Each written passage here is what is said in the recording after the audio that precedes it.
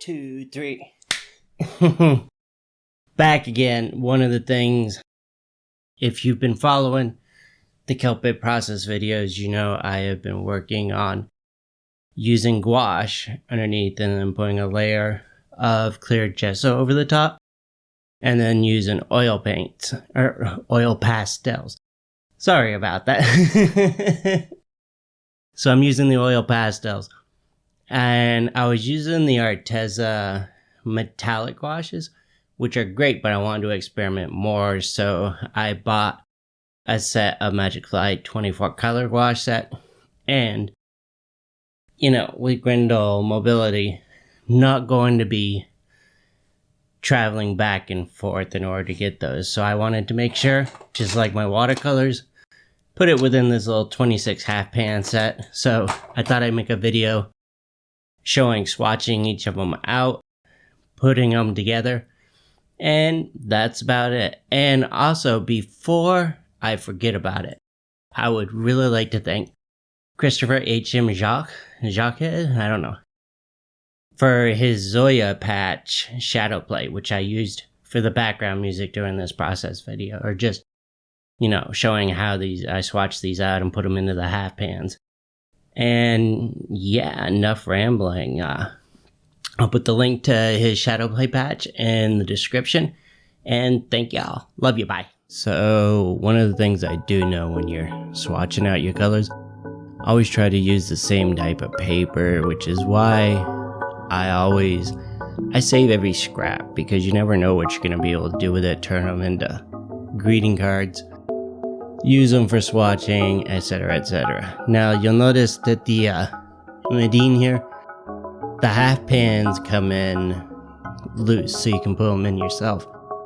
And since there's only 24 colors in the set, I only put 24 in. I have some extras from my watercolor set as well. The nice thing is, I've tried it, and you can put another series of half pans right down the middle if you want to crowd it in there. And of course, Grendel's not going to cooperate in this endeavor. You'll see a lot of one-handed action here. Now, one of the tips that I have picked up is, as you lay the gouache into the half pans, use a drop or two of glycerin. It'll cut down the cracking. You're still gonna get cracking and crumbling, but it'll help with that. So here we go. And of course, titanium white isn't gonna show up that well. I only did, I think, the first 2 colors, showing you at 4 speed, and then I speed it up because there's really no need to linger on this.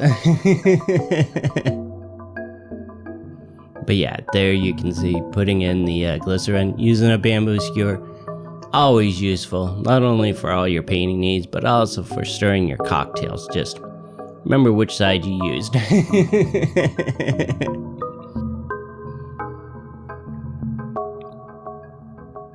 And the interesting thing about these magic flies, some of them were very rough coming out of the tubes, and some of them came out quite easily.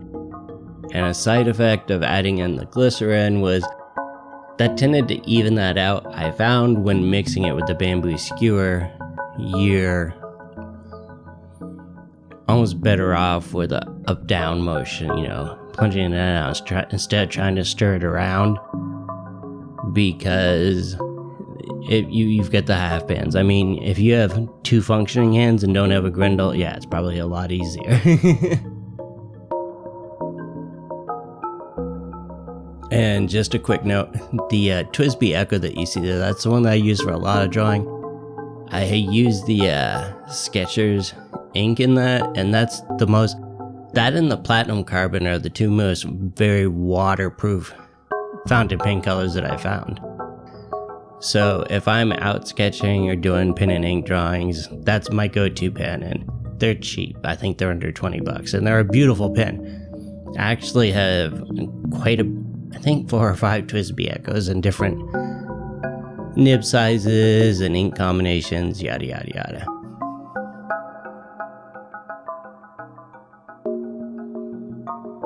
Yeah, and I think by now you pretty much have the rough idea of what's going on.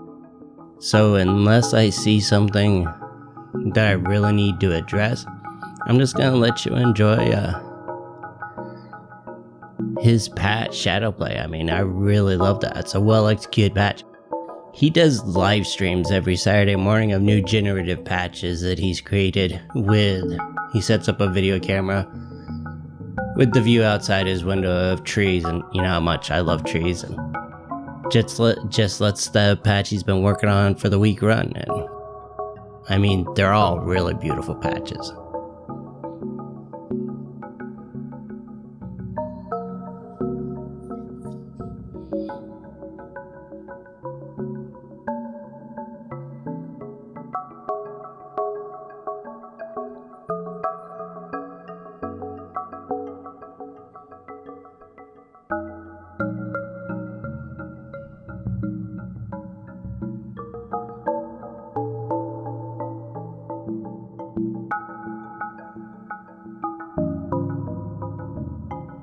Oh, just a quick note to say, you could use gum arabic, which most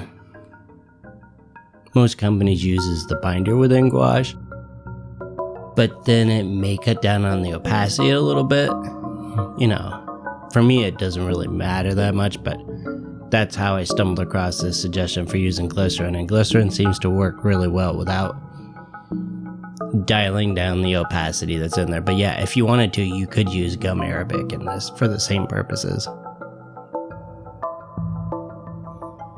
And I've heard of people using honey.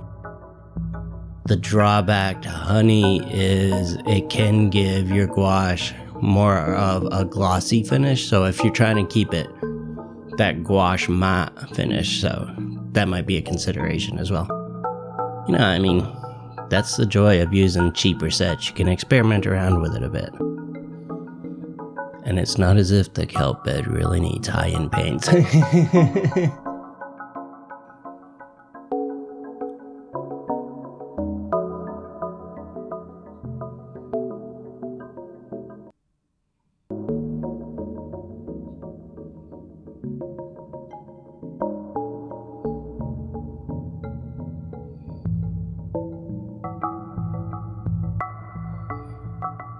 You can kind of tell just by looking at it which paints came out of the tube creamier than the other ones.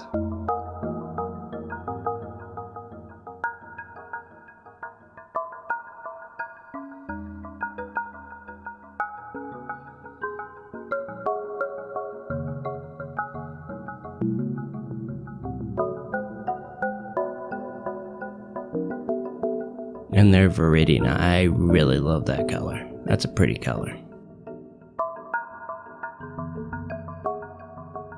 Yeah, so I ran that until the battery ran out on the camera, which tells you just how long a one-handed GIMP takes to fill up 24 half bands.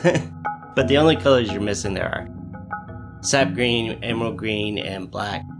So I'll end this with a photo of the pans and a photo of the little swatch chart. The nice thing is I just fold it up. I have Kathleen cut them so they'll fit in between. And from there on, you can just reference those, because we all know colors in both watercolor and gouache change wet and as they dry upon the page. And that's why I find it's important to use the same type of paper that you use when you're actually creating your work. So, because the paper affects it. Who knows? Life is strange. Your mileage may vary. I will see you guys later. Love you all. Bye.